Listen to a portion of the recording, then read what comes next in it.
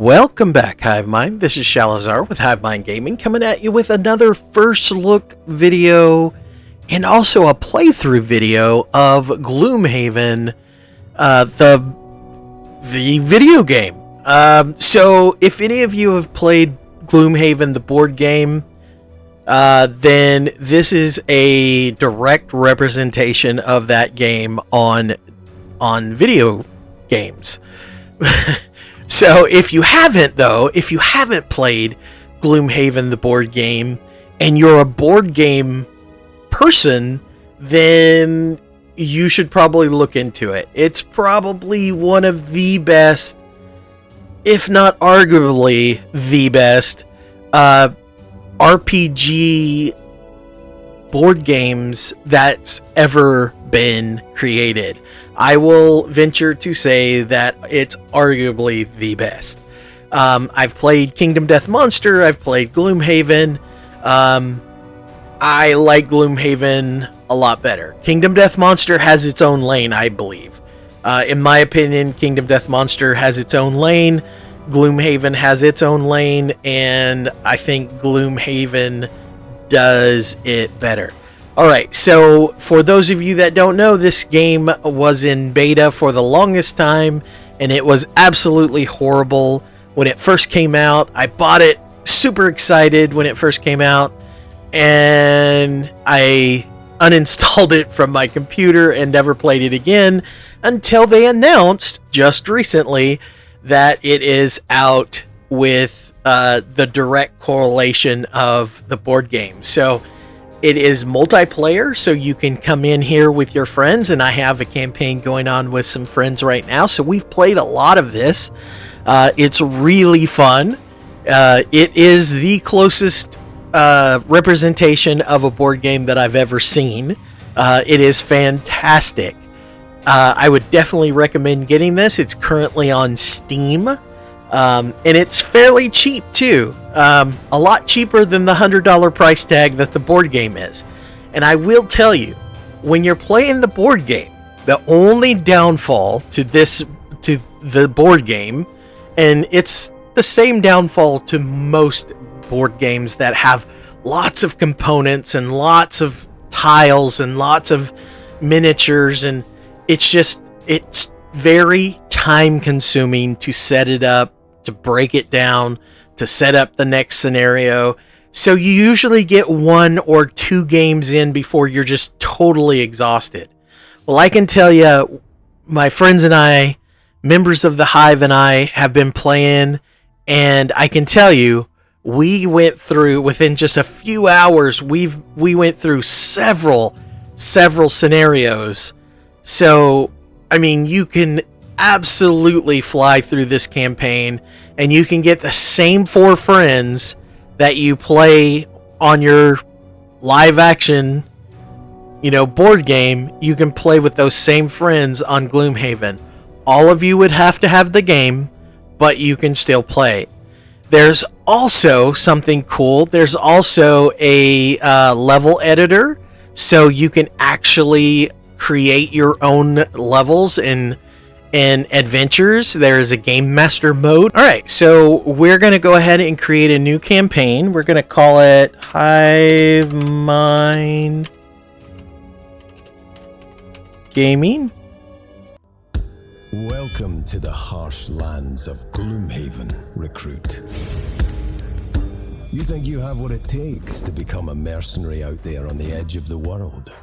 We are paid to venture into the darkest forests of the region and to step into ancient it looks so good. Unmistakable stench of death and rotting flesh. Lovely places to earn a name for yourself. Be ready to face cutthroats, undead, fearsome tribes, and dreadful demons from other realms. You didn't find yourself as a mercenary without knowing how to crack a few skulls, did you?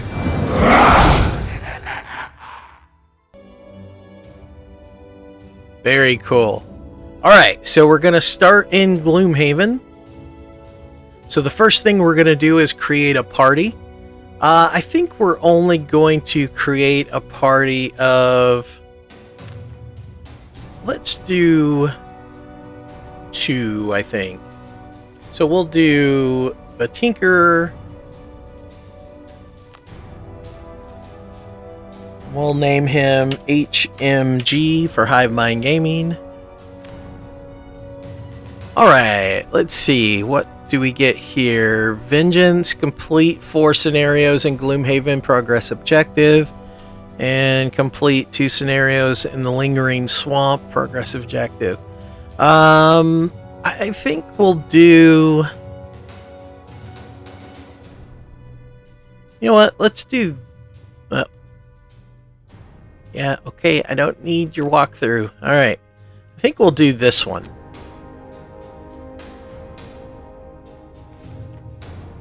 That'll give us time to actually play him. Alright, and then for the next one, let's do...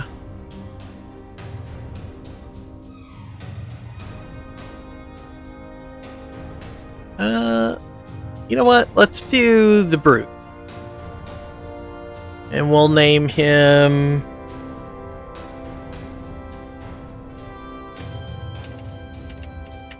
Shalazar.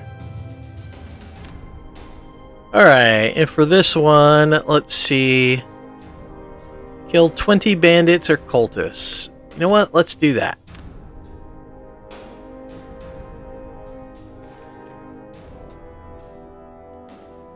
Alright, so we've got those 2. So now what we're going to do is we're going to go to the merchant, because we've got 30 gold each. And now when you first, or when you're doing this, make sure that you're always click on the character that you want to look through the shop with, the merchant with, and then look through the merchant and buy stuff. Because if it's a single player, then you could possibly buy something for the wrong character, and that would just cost you gold, because you can never sell it back for what you purchased it for. So make sure that you've got the right one selected. If it's multiplayer, it will always target the first character, no matter which one you're controlling. So everything will be grayed out if you don't control that character. So just make sure that it's a little easier when it's multiplayer.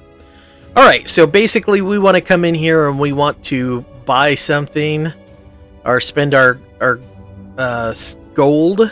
So let's see. The healing potion is great, but are good, but the stamina potion is really good, because that's going to allow you to get one of your discarded cards back. And then for the Brute, we're going to do the same thing. Make sure you come in here and equip it, because, well, I've made that mistake. Also keep in mind that it's really tempting to buy more than one potion. Don't do it, because you don't get your second slot until you reach level 3, I think it is. As for items, the shield is good. The helm is really good for the Brute. So I think we're going to go ahead and buy that. That leaves him with 10.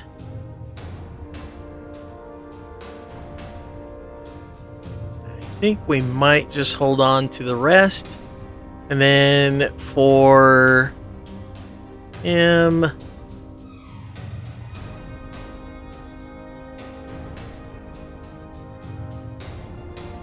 might get him the cloak. And that's it. All right. So once you get your guys set up, oh, we gotta, well, as soon as we get past all that, let's go ahead and equip his cloak. I almost did the thing that I said don't do, which is forget to do that. All right, once you get everybody set up and you buy all their equipment, then we go into a city encounter. You'll do a city encounter every time you come back to Gloomhaven. On a trip to the coin district, you catch sight of an old, wiry Valrath carrying a large, intricate vase out his front door. As you get closer, the Valrath begins to struggle with his vase, sweat pouring from his brow. Under the strain, the Valrath loses his balance, and the fragile vase topples down as he yells a string of curses. Attempt to catch the vase, or with no time to react, watch the vase fall to the ground. We'll attempt to catch it. Oh wow, cool. So, you race forward and wrap your arms around the vase. You manage to keep grip of it, preventing tragedy. The Valrath is relieved and offers to pay you for your trouble if you carry it the rest of the way. 5 collective gold. Alright, cool. So now we decide who gets what.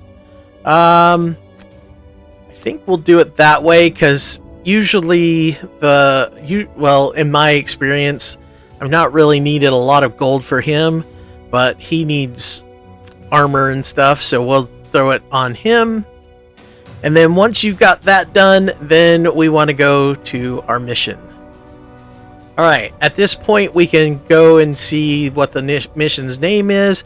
Most of the time we can see what the reward is, and then we can mouse over these guys to see what they actually do. So we've got some bandit archers, bandit guard, and living bones. So let's go ahead and travel there. Everyone needs to eat.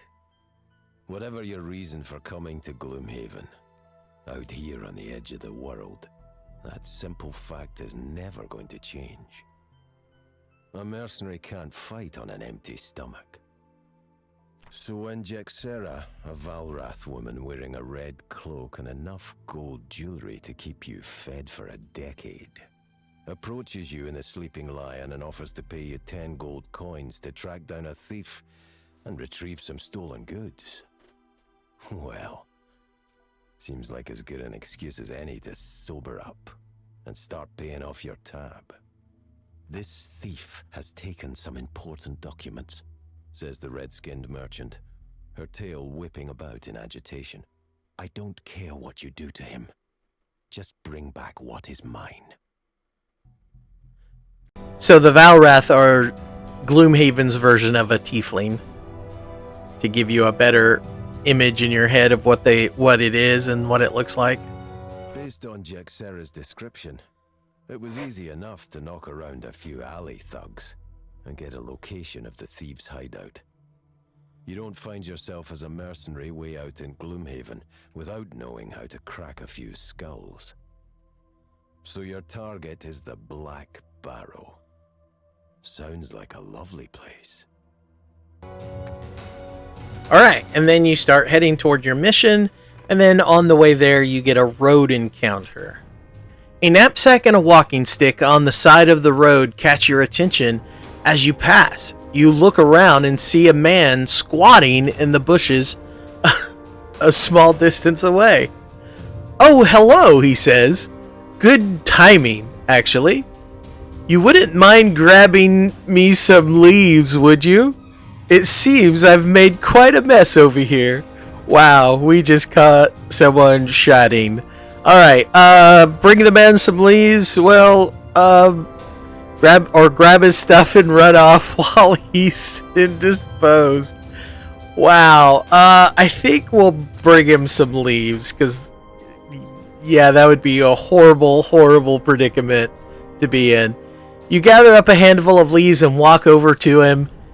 If you weren't quite sure what was going on before, the smell definitely confirms it. "Thanks a lot," he says cheerily. "Sometimes nature calls, am I right?" You cough in a affirmation and quickly move on. Oh, wow. Alright, so we move on. The hill is easy enough to find. A short journey past the new market gate, and you see it jutting out on the edge of the corpse wood, looking like a rat under a rug. So before we move on, let me mention something about the city events and road events. There's always an option A and an option B, so there's two things you can do. It's not always good and it's not always bad. So, for instance, that situation, we could have stole his stuff and got away scot-free and just got something in his knapsack. Or it could have been a curse. He could have been a wizard and cursed you or something. There's always something that can go wrong, and there's sometimes stuff that will be good for you. And another cool thing is that there's depending on what's in your party, like what race or class of person is in your party, it could help you. It could get you something extra. So if something is, like, for instance, the Brute is the race called the Inox. If you find something that is talking about something that deals with Inoxes, and he's in your party, something more beneficial can happen. Or if something bad happens, it's less bad because he's in the party, that kind of thing. So in the board game, it makes more sense because you can actually see the card you can actually see the result and what's actually happening. In the one thing that I don't like about the video game is sometimes when you choose a specific answer or reaction, then it could add another card to your deck that you can find, like maybe it's a chain of events that will happen. And so, because in the board game you got a encounter deck, and it only has a certain amount of cards. And as you do things, more cards get added to that deck. Well, the same thing happens in this video game, except that it happens on the back end, so you don't actually see it happening. That's the only thing I don't like. I want it to tell me if I get an extra card added to the deck, I would like to know that I got an extra card added to the deck so I can look forward to finding the next link in that chain of events. So, I don't know. It's just one of the things that my only real complaint, to be perfectly honest. Moving closer, you see the mound is formed from a black earth. Its small, overgrown entrance presents a worn set of stone stairs leading down into the darkness. As you descend, you gratefully notice light emanating from below. Unfortunately, the light is accompanied by the unmistakable stench of death. You contemplate what kind of thieves would make their camp in such a horrid place as you reach the bottom of the steps. Here, you find your answer. A rough group of cutthroats who don't seem to have taken very kindly to your sudden appearance. One in the back matches the description of your quarry. Alright, so when you first started an adventure or a dungeon or however you want to put it, a quest, I guess, it always pops this up where you have to choose a perk to try to complete. Let's see, kill 5 or more monsters during the scenario, or your health at the end of the scenario is equal to your maximum health. Ooh, I guess we'll try to kill 5 or more. I don't know if he's going to get that or not. And then he can choose either Hunter, kill 1 or more elite monster during the scenario, or gain 13 or more experience. I'm pretty sure we can do the kill an elite. Take care of these unfortunates, your target says, backing out of the room. You can vaguely make out his silhouette as he retreats down a hallway and through a door to his left.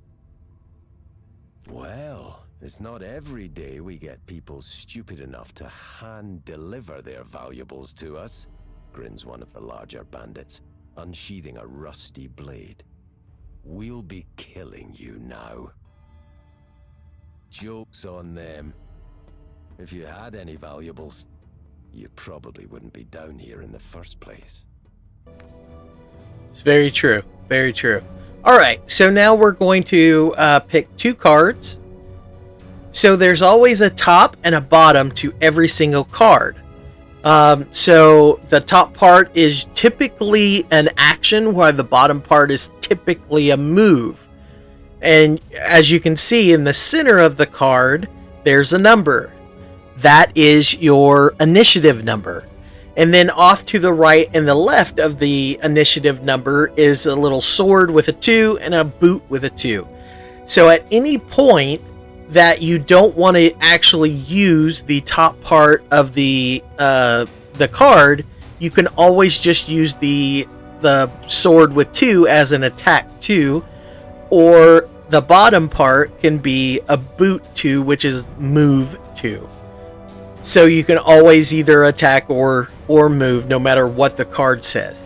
Now, if the card has the little card with the flame on it, which is on the top and bottom of this card, that means if you use that part of the card, it will absolutely burn the card and you can't get it back for the remainder of this scenario. So it's really important. This is all about card management. There are no dice. There is no randomness to the cards that you're playing. There's a little bit of randomness for your attacks, but not a lot. So right now we need to pick where we want our champions to be in the scenario, which I think we'll just move him over, and we'll move him over there. Alright, so going back, if you notice, the Tinkerer has way more cards than the Brute, so that's by design, and that goes along with balancing of the character, things like that. And there was also 3 other cards that you can switch out. Everyone will always have the exact same number of cards for as long as you play the character. No matter what level you are, you will always have the same number of cards. Your cards are basically your life essence, I guess, because once you run out of cards, your character is done for the scenario. So you've gotta make sure that you figure out how to play your cards and keep from running out during a scenario. At least try not to run out during a scenario. Alright, so I'm going to go ahead and pick my cards real fast. The first card that you choose will be the initiative that your character will have. So if I'm going to choose this card and let's say this card, and I want my character to go really fast, then I will choose the 16 first. But if I want my character to go really slow, then I would choose the other one first, and that would turn it into a 74 instead, but still using the exact same cards. So be careful while in the board game. It's real simple because you just choose the card, and when everybody reveals, you lay down the card that you want to be your first card. Where with the video game, you got to be very careful because it's whichever one you choose first. And I can tell you, while playing with my friends, the other members of the Hive, I can tell you a lot of times we make a lot of mistakes. Make a lot of mistakes by clicking the wrong card at the wrong card first. So also you want to make sure that you coordinate with your characters. So if your character wants to pull a bad guy into a trap, but the other character wants to run up and push that character away, then you definitely want to have the guy that's going to pull the character go first, and then the next one. So that may be a reason why you want to pick a higher level card than the other. So, but keep in mind that the bad guys it's going to be random what initiative they go on, so it might affect you. It might affect what you're going to do, which is why you have the option to do the attack 2 and move 2 on each of your cards, because what you may plan to do may not be able to be done.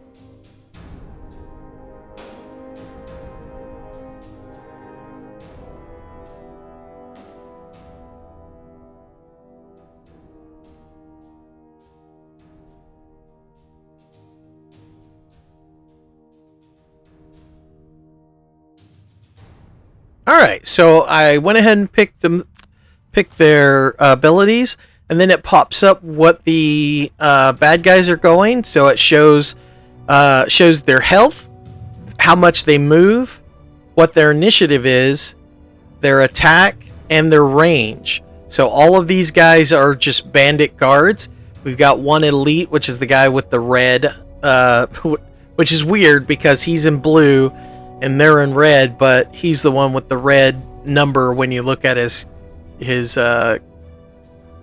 character model. And then it has a special what they actually do here.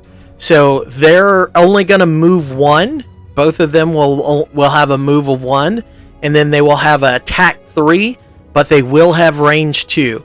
So whatever their ability down here could supersede what's up here. So even though it says move 2, they're only going to move 1. And then even though it says that they don't have a range, this supersedes and now they have a range 2. Alright, so he's going to go first. Let's see. What he's going to do is he's going to use his move to move 2. And then the first thing he wants to do is disarm that guy. Now what disarm means, it puts the little hand there. But what disarm means is that he cannot attack. He's got no weapon now. Alright, and I think he might throw a dagger at that guy. And that's a dead guy. Alright.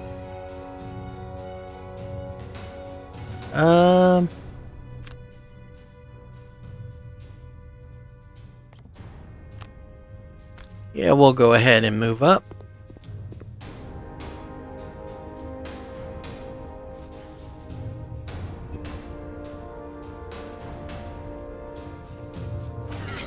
Alright, so he had to throw, he had to move 1, so he would have still been in melee with me anyway.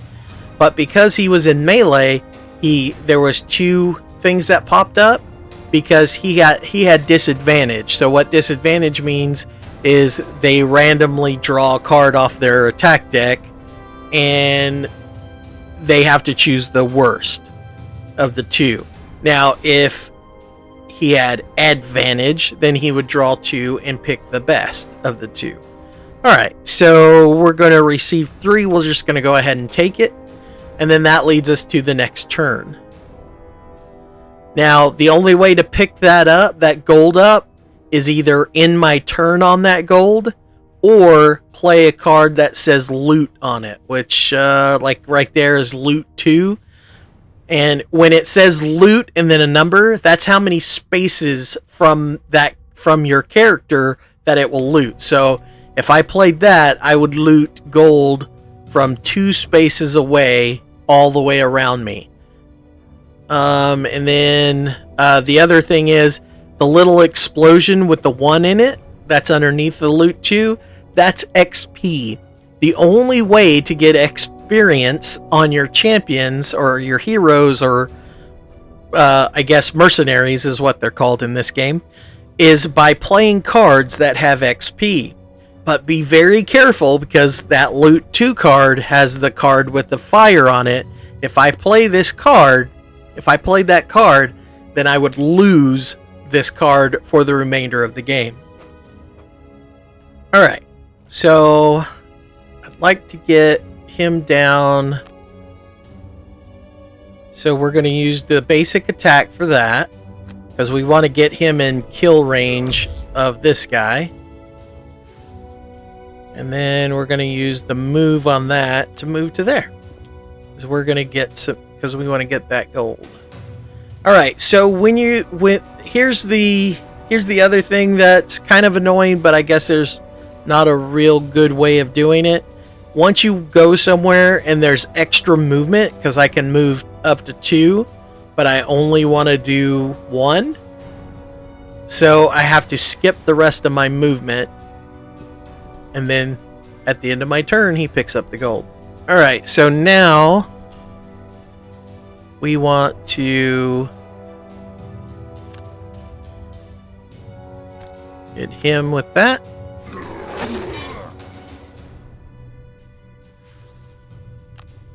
And then with that. That got him. So that finishes my... That gets my elite. Kill one elite or more with him. So he's done with his. We'll take that.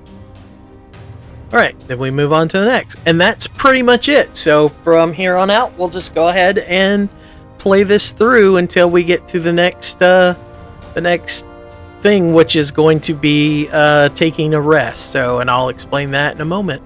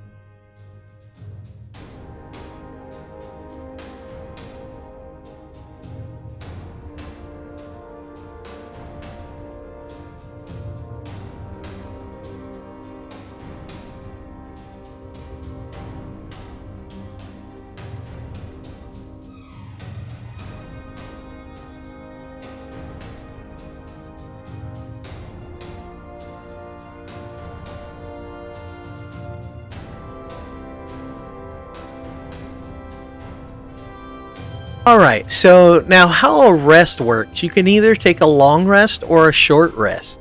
So a long rest allows you to, unfortunately, if you see at the top, the circle with the 99, that means your speed for the round, the next coming round, is 99.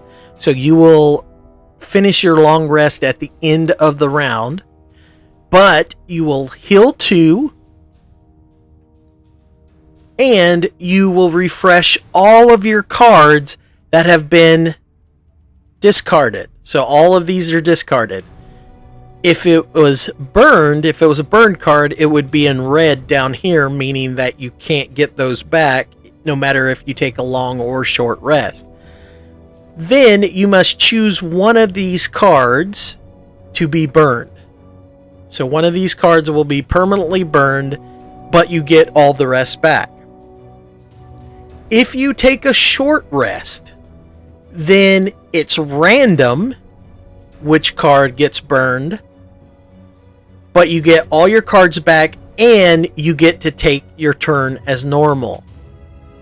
So you get to choose what your initiative will be. Now, what's the benefit of each? Well, first off, if you get a random card, if a random card is drawn to be burned that you really like, you can spend 1 hit point, so you can take a point of damage, and keep that card and draw another random card. If it's another card you don't like, oh well, you lose that card. You have no way of stopping that. So you got to be very careful on whether or not you're going to take that point of damage or not. Second, the second thing is, if you take a long rest, yes, you lose your turn, but long rests will eventually allow you to stay in the game longer, because it essentially prolongs how many turns you're in game. So the difference is if you're in a game that has 4 players, long rests are a lot easier because you can coordinate them with the other players. Good time to long rest. As of right now, there's 3 bad guys and there's only 2 heroes, so we're going to short rest this time. Ooh, that's a really good card, but I've got a lot better cards, so we're going to go ahead and just burn that card. All right, and then let's work on the rest.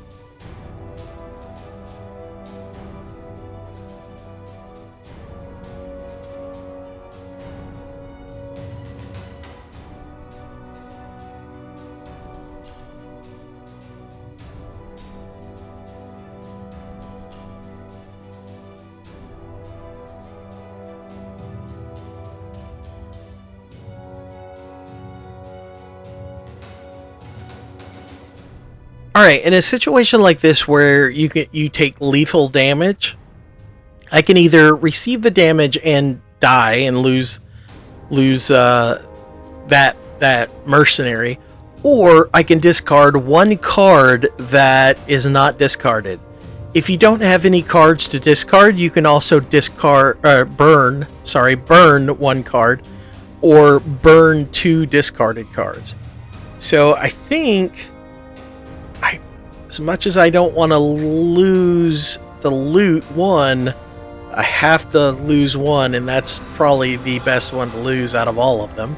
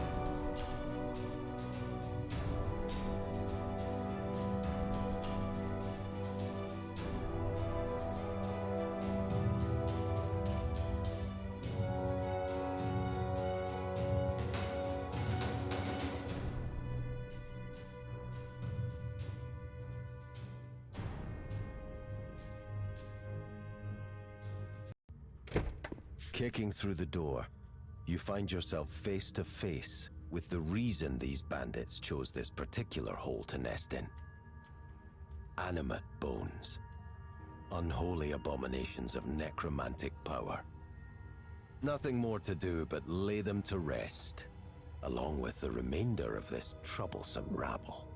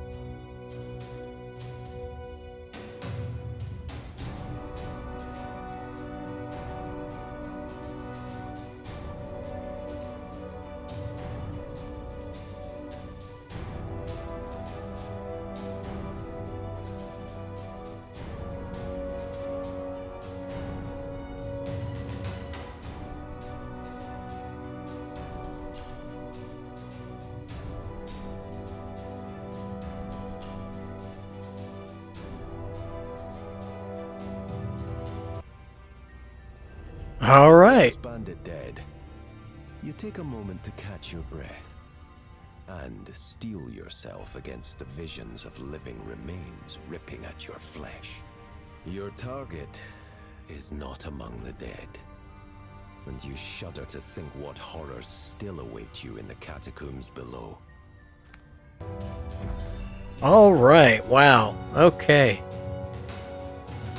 Tinker did some work there.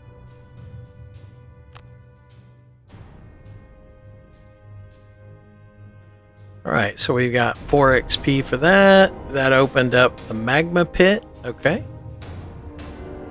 And the next level of the dungeon is the Barrow Lair.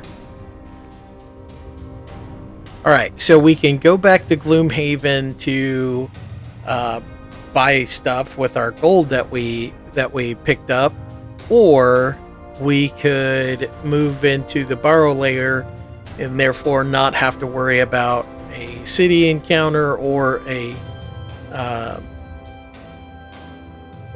road encounter. So let's just go ahead and push on to the next one.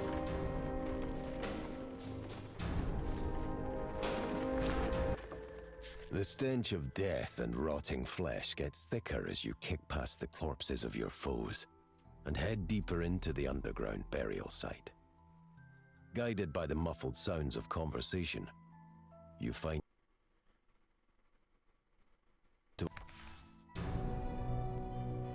Wow, both of these are going to be very difficult, so let's just do that one.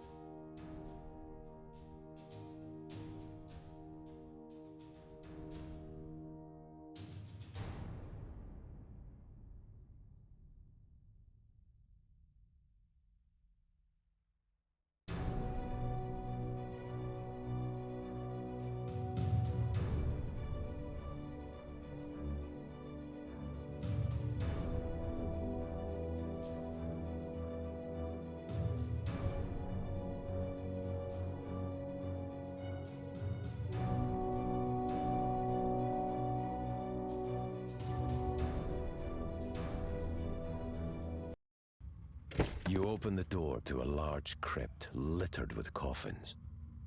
At the back stands your quarry. He fits the description, but there is something previously unnoticed in his eyes. A dark, otherworldly force. Who are you to think you can interrupt the work of the gloom? A dark energy engulfs his hands as he speaks. I will show you what you are dealing with.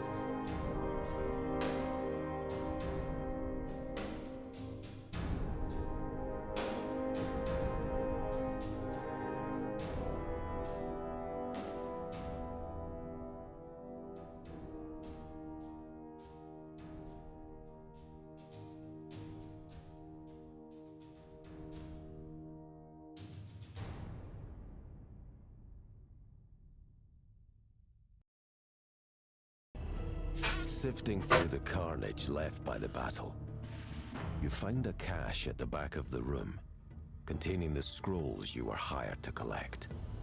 You can't help but rifle through them a bit, but find that the writing upon them is in some unknown archaic language. One thing that does jump out at you, however, is a map of the northern countryside. A bend in the Still River is clearly marked as a point of interest. Contemplating whether you want to find out more about this so-called gloom, you decide that the spot could be a point of interest for you as well. But that can be forgotten for the moment. You pack up the papers and head back to Gloomhaven to collect your reward. Alright. Yeah, I didn't get his. I forgot to open the door with him. Oh well. That's hilarious. Alright, so let's see. Let's head back to Gloomhaven, I guess.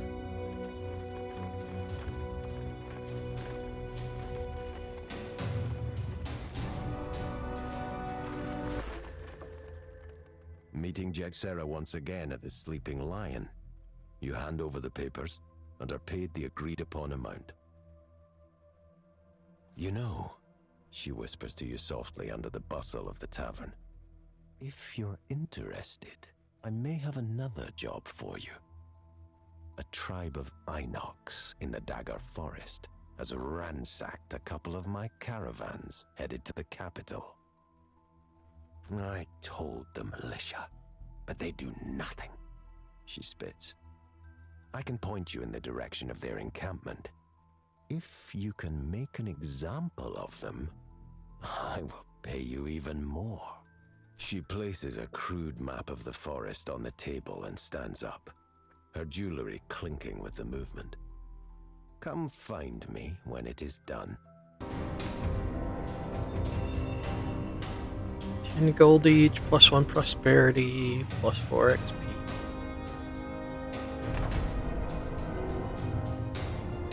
Inox camp, okay. Crypt of the Damned. Alright. We have 4 bandits killed. Alright, now let's see what we've got. We don't want to do a sitting yet. Let's go to the merchant. Alright, so he's already got a helmet. Does he want any armor? Shield would be good.